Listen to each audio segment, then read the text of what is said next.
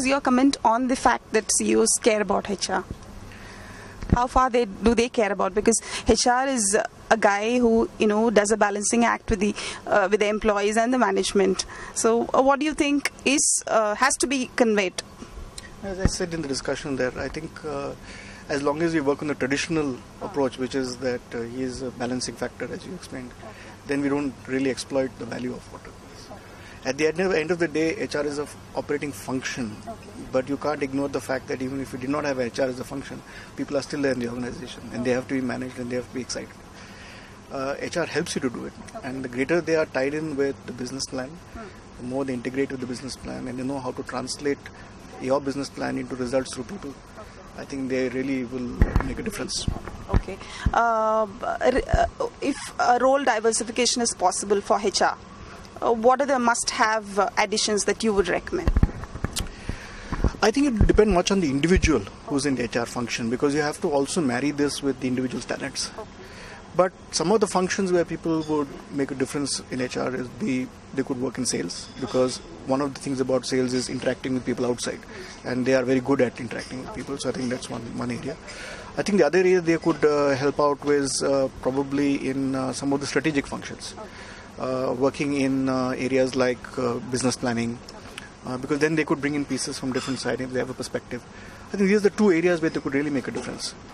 But then you never know. For example, I have found some HR people who are extremely good at what we call corporate affairs, that is external management. And they are really flower in managing some of the key issues that we need to deal with outside stakeholders and so forth. So I think you must add the individual's capability with what the function would do.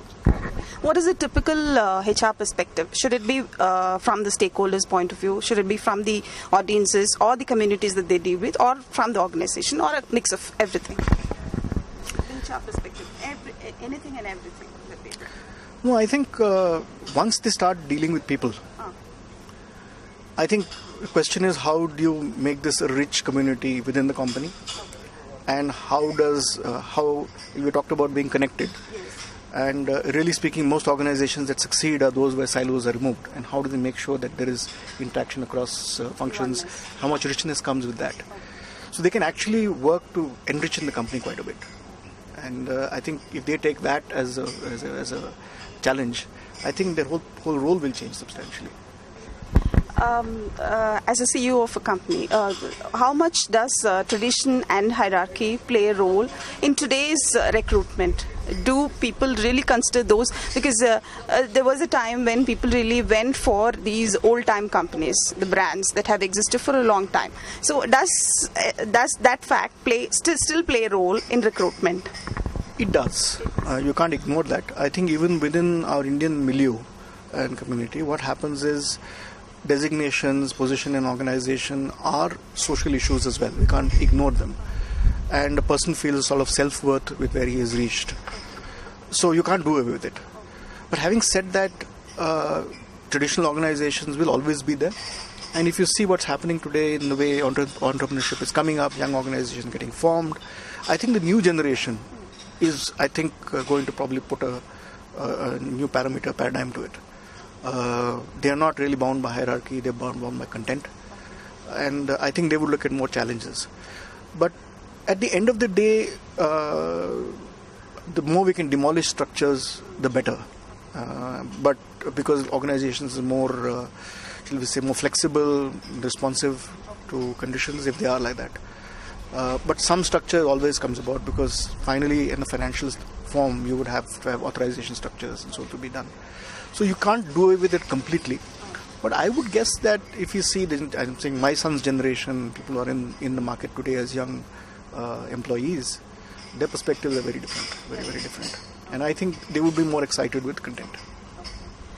We are one of our countries, one of the biggest and emerging economies in the world. How do you think our organizational roles match up with the requirements, the end needs? Well, I think many organizations today are still reasonably in the old structures. What is happening in some of the new businesses which are coming up is they are disruptive. You see an Uber, they're changing parameters. And I think it will force organizations to relook at their business and how they're going to react to this. Certainly, existing ways of doing business may have to change.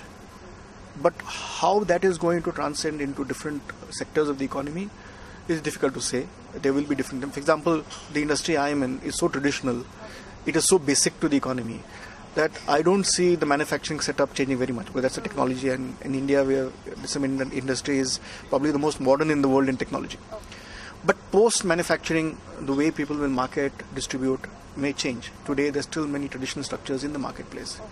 But I mean, I'm sure you look at what's happening in the construction industry, looking at construction online sales, they're starting to emerge. And I think the next 5 years, there should be fairly new areas of disruptive innovation coming in. And that will force organizations to change. You have no option. If they continue to do business the way they'll fall to the bottom of their table in terms of profitability or performance. Final question. HR training, does it match up to the industry requirements? No, I think there's a lot more investment to be done there.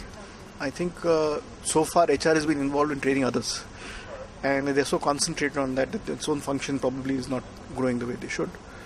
And I look forward to great HR guys. And I mean, as I've seen for my own business, I need them as a partner all the time. And the ability of the HR person to get into business paradigm, understand the business, and align the function accordingly is something that will really make a difference. So I think they would have their functional specialization, yes, but I see not too much of training or development taking place for HR people to jump the gap in terms of business understanding. That is very much left to the individuals. Or for example, if there's somebody who has interest, some of their seniors who have interest, they would take it forward. But I don't see it as organized in that particular piece. There's a lot of functional training I think that's fine. There's enough knowledge, enough training available. But to make them beyond what they are as pure functional specialists and to play a wider role, that's something needs to get done. But I think that will probably happen more with the individual wanting to go out and get inputs, and organizations also seeing that these are a set of people with certain set of skills, and they are talent. They can form the talent pool at a certain level, so they would need to be exposed or developed to catch on with other things that are not in their area at the moment. Thank you. Thank you.